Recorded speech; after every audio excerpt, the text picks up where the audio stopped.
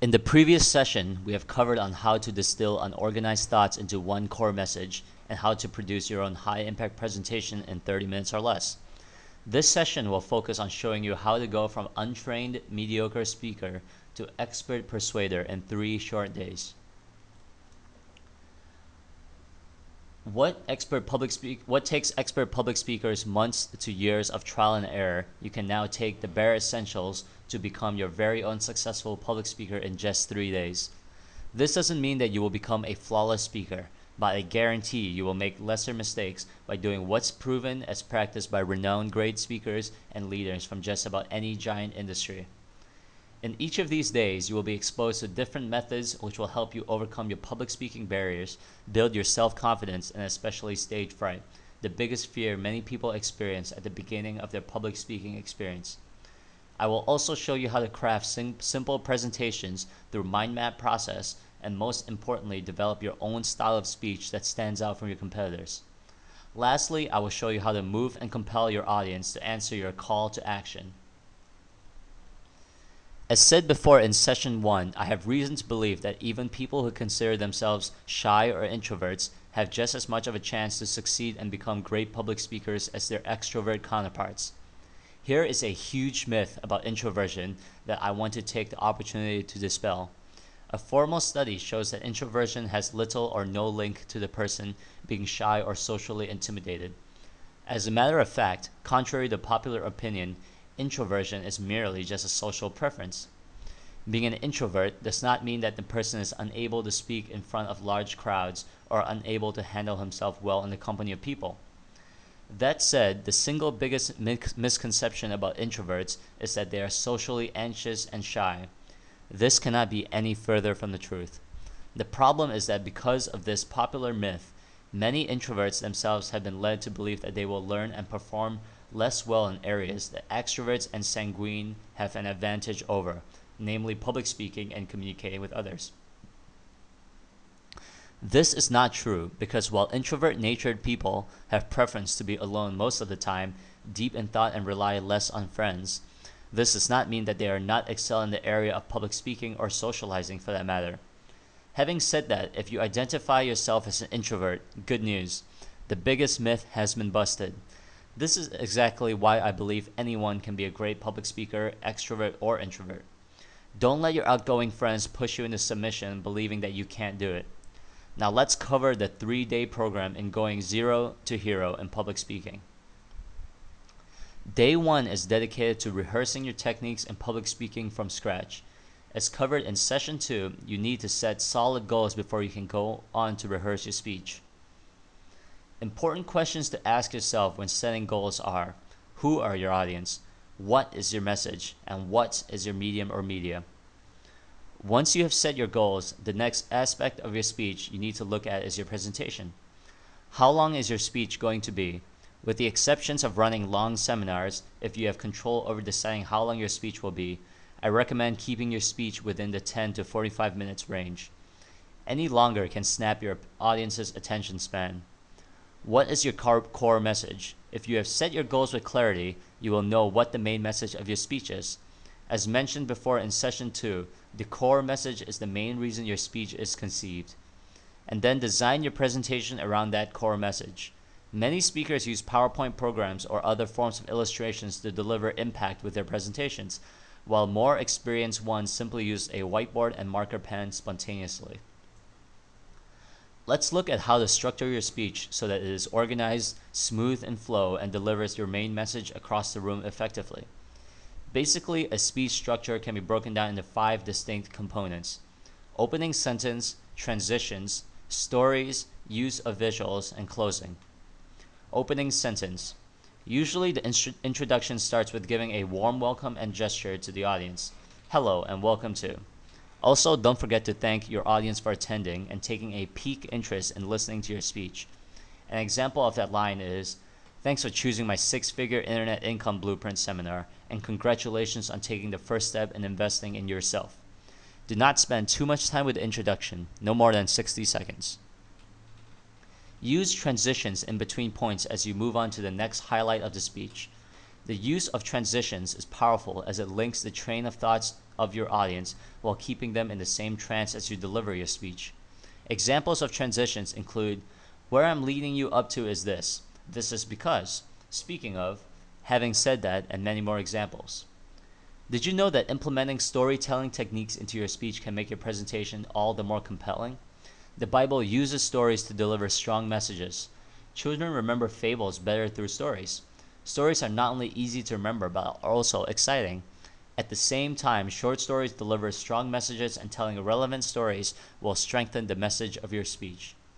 Did you know that the average human mind remembers only 10% of what he hears after 2 weeks? This is according to the cone of learning. And did you also know that the average human mind remembers twice as much of what he hears and speaks after 2 weeks? This is why having presentations like PowerPoint or a whiteboard can offer visual aid to your audience. If for any reason using PowerPoint slides is not available to you, resort to using whiteboards to deliver your points across and encourage the audience to take notes. Finally, the closing. To conclude, you should tie everything together, summarize, make an appeal, call to action, or challenge your audience, depending on the goal of your presentation. Sum it all up by bringing up the objectives in the beginning and reinforce that these goals have been achieved. With the presentation side taken care of, and you have mind mapped your speech, it's time to practice delivering it before you go live. There are 3 important factors to delivering a powerful, high-impact speech: your facial expressions, body language, and tone of voice. Did you know that the meaning of your message is communicated by your words, 7%, your body language, 55%, your tone of voice, 38%? Up until now, we have focused a great deal on how you structure your presentation, which has to do with your words, the 7% part. Your body language and tone of voice accounts for the majority of your success with public speaking, especially your body language, should you be presenting in front of a live audience. Did you know that a person can show 92 totally different facial expressions? This is why for this exercise it is imperative to practice in front of a mirror, preferably a full-length mirror where you can view yourself in full. Regardless of your personality temperament, smiling is an important facial expression to adopt throughout most of your speech, although it is perfectly okay to show a variety of other facial expressions when the speech demands it. Next, body language. Realize it or not, when you are presenting in front of an audience, you are performing as an actor on stage. Body language can be covered as a topic of its own, but you won't need that in this 3-day crash course because I will be giving you just what you need to know. For starters, avoid sitting down or standing in the same place for too long. Walk around on stage and don't just face one direction or one section of members on the floor. Gentle, non-arrogant hand gestures is preferred over standing still and reading from a prepared speech anytime. I also want to remind you not to read from prepared notes, at least not for an extended length of time. It is acceptable to glance at your notes for key points once in a while, and if you're using PowerPoint presentations, you can do away with that. Body language makes messages more meaningful and memorable, relieves nervousness, and adds punctuation to your speech. The key to having good body language is to have good posture, be natural, spontaneous, and conversational. Focus on communicating and sharing ideas, not on performance or sermonizing. The best way to practice body language is to incorporate body language into your everyday conversations. Try speaking in front of your mirror while moving your hands using simple movements. Once you get into the habit of using body language, it will come naturally during your presentation. Now, your tone of voice. The ingenuity of your intentions is above all, because if you speak with conviction, you will naturally speak confidently. Speak loudly and clearly. Do not mumble. Amateur speakers often make apologies, and this is one school of thought I want you to go against the grain. Do not apologize to the audience, even if you make a verbal mistake. If you make an error, correct it and continue. Also, avoid using complicated jargons or buzzwords that only a few people know. The best litmus test is to ask yourself whether a 10-year-old understands the word you plan to use. If you think so, go ahead. If you think otherwise, discard the word and use another word that's easier to understand.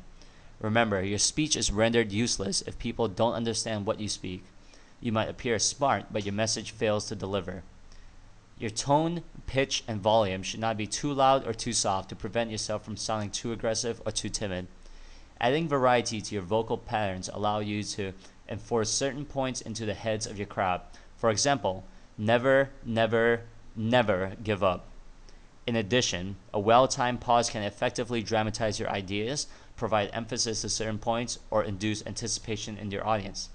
Some good uses of pauses include pausing after a joke to provide emphasis, or pausing after being introduced to give your audience time to focus back on the presentation.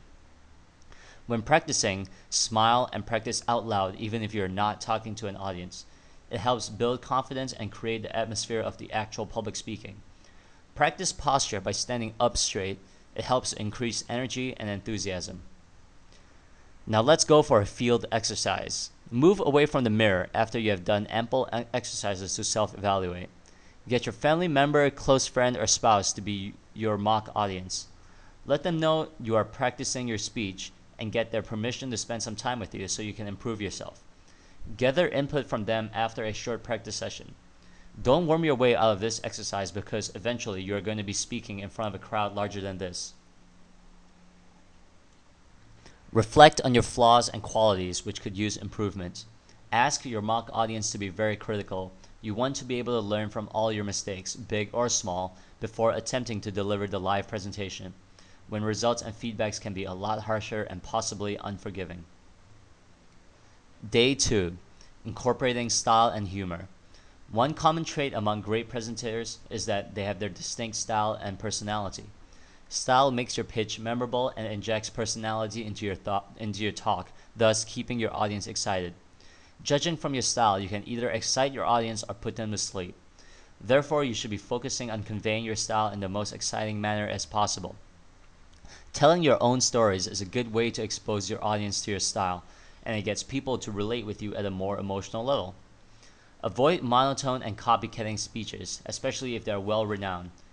This is the reason why a lot of network marketers are perceived as copycats, or gain lower respect when overquoting from Robert Kiyosaki of Rich Dad Poor Dad fame. Dressing up is a good way to illustrate your style. By looking the part, such as by wearing a captain uniform or by sitting in a wheelchair, you can really impact your audience at an emotional level.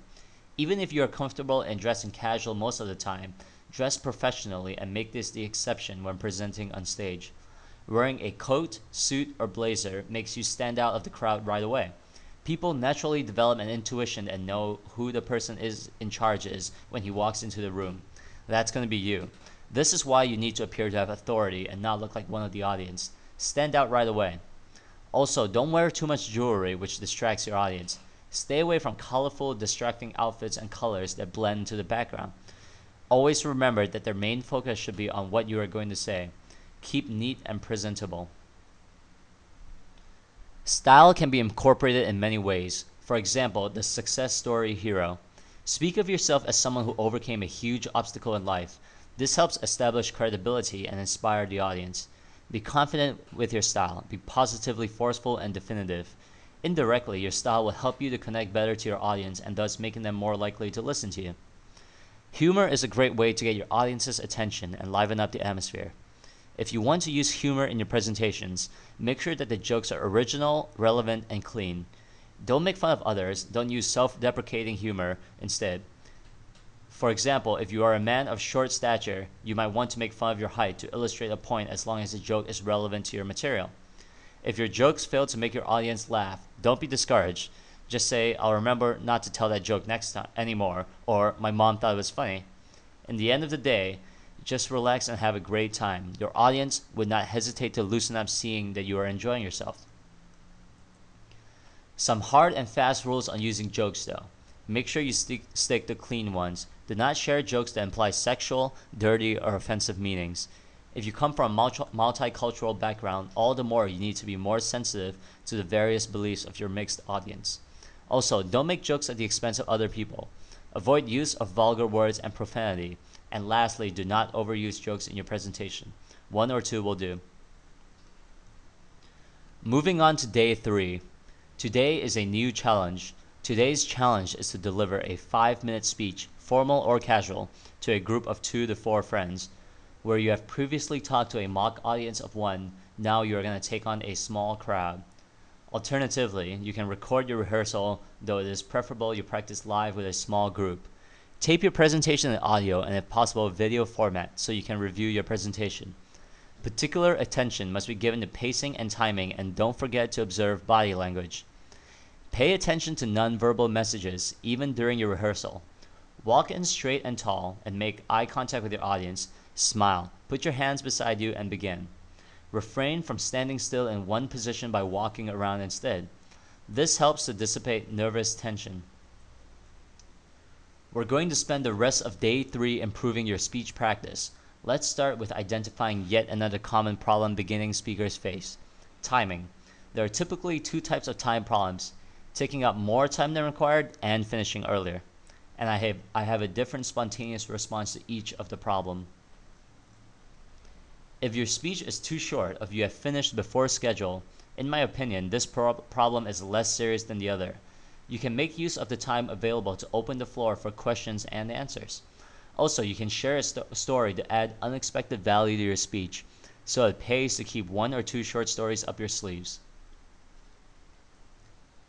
Now, this is a bigger problem if your speech is too long. Prevention is better than cure, and this is why I always encourage you to rehearse before going live.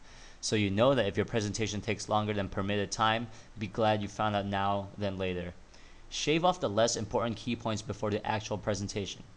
Also, use certain slides as indicators that your speech is about to finish soon. As a reminder, do not keep looking at the clock, watch, or timer, or mention anything about running out of time. Those are just as bad as brain farts, as you are wasting valuable time when it could be used effectively on delivering the speech. In any event you run out of stage time and have not completed your presentation, stop and make a conclusion of everything you have just said. Adopt a professional stance and don't even hint that there's actually more to your presentation than what you had just delivered. The audience will take what they expect, and this is important why you should never overpromise in the first place. Handling questions and answers is another important sub-skill to develop in your course of public speaking. At the beginning of your speech, announce that you will handle the questions only after your speech has ended. This is so you don't have to risk letting your flow of speech getting interrupted by questions, relevant or not, that can derail you off topic. More on this will be discussed into greater detail in session 4. The final element in improving your public speaking is to eliminate as many brain farts as possible. A brain fart is when your mind blanks out temporarily or you couldn't think. This is often the result of fear or lack of preparation or lack of response towards impromptu situations. Brain farts are not only time-wasting but also display a lack of professionalism. To eliminate as many brain farts as possible, substitute your moments of ums and ahs with silence. Don't be in a hurry to talk. Keep a small note in your jacket containing key points to elaborate. This is so you can produce a smooth flow of speech that is linked together and relevant. Don't forget to breathe regularly. That's very important. It calms your nerves if you're new to public speaking or not used to speaking to large crowds, and especially speak slowly. If you speak too fast, not only will people find it hard to understand you, your words will often be taken less seriously. Platform skills play a crucial role in getting your audience to stand up from their seats. Attention should be given to pacing, pitch, volume, vocal variety, and use of gestures. These tools can help you to clarify and support words, dramatize and emphasize ideas. It can also help you to dissipate nervous tension and stimulate audience participation.